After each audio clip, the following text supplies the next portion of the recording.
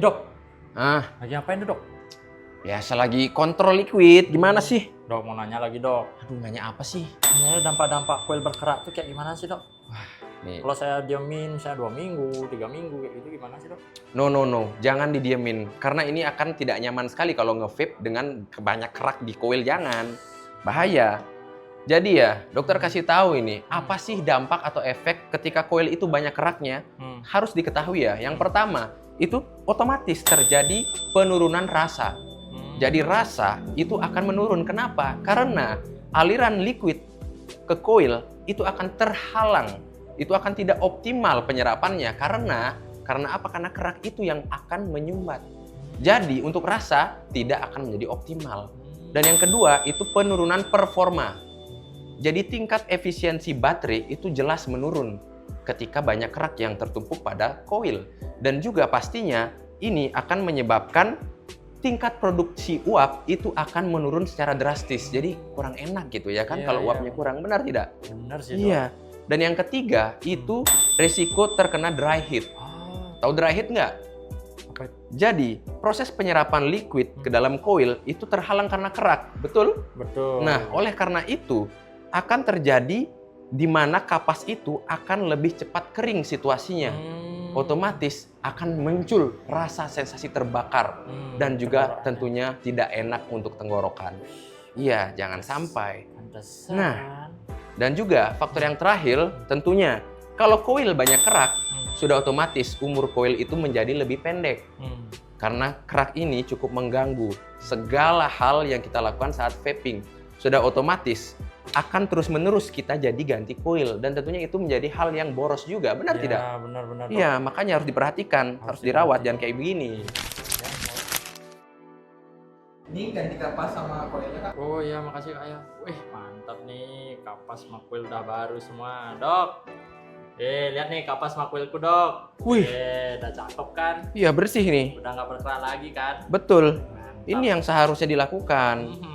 Sekarang kasih dong aku tips, Dok, biar kuilku tuh nggak berkerak lagi, Dok.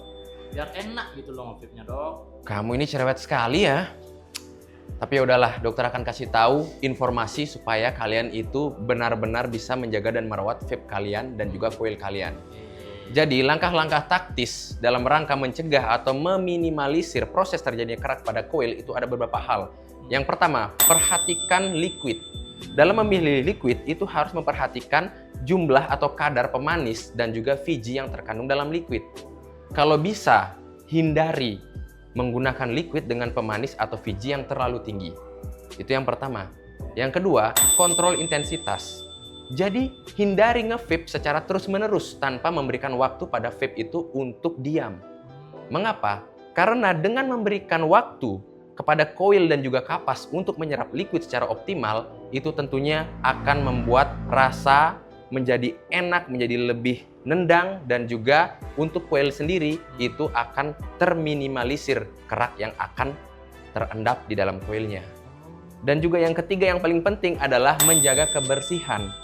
Entah itu pada coil, pada mod, semuanya harus dijaga kebersihannya. Untuk idealnya itu dibersihkan secara berkala, yaitu seminggu sekali. Namun bisa juga lebih sering tergantung intensitas pemakaian dari pengguna. Begitu. Loh, hilang. Ih, di situ kamu. Iya, Dok. Ih, lagi ngejelasin nih, nggak boleh gitu. Ya, lanjut, Dok. Apalagi, Dok? Ya udah, selanjutnya optimalkan gaya vaping. Jadi jangan menghirup uap itu terlalu kuat.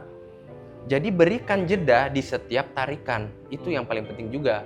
Dan yang selanjutnya, pilih kualitas. Pilihlah jenis coil yang berkualitas. Contohnya seperti yang ada di bawah sini, TH Coil by Antisara. Sudah menggunakan bahan dengan standar yang ditentukan dan pastinya nyaman buat dipakai. Begitu. Lalu, yang terakhir ini, eksperimentasi. Jadi, cobalah berbagai jenis coil yang ada, lalu tentukan sendiri bila mana coil-coil yang kamu kira sekiranya memang minim terhadap munculnya kerak. Jadi tergantung pengalaman dan juga selera masing-masing. Begitu. Ya. Wih, mantap nih tipsnya, Dok.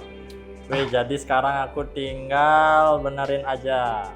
cara ngerawat, penyebabnya aku udah tahu, semuanya aku udah tahu. Dok, Ya, terima kasih banyak. ya, Salam dok ya, makasih banyak dok ya. ya udah. Sana nih liquidnya pilih nih. Ya besok aja lah, soalnya belum nggak bawa uang dok. Ah, kamu.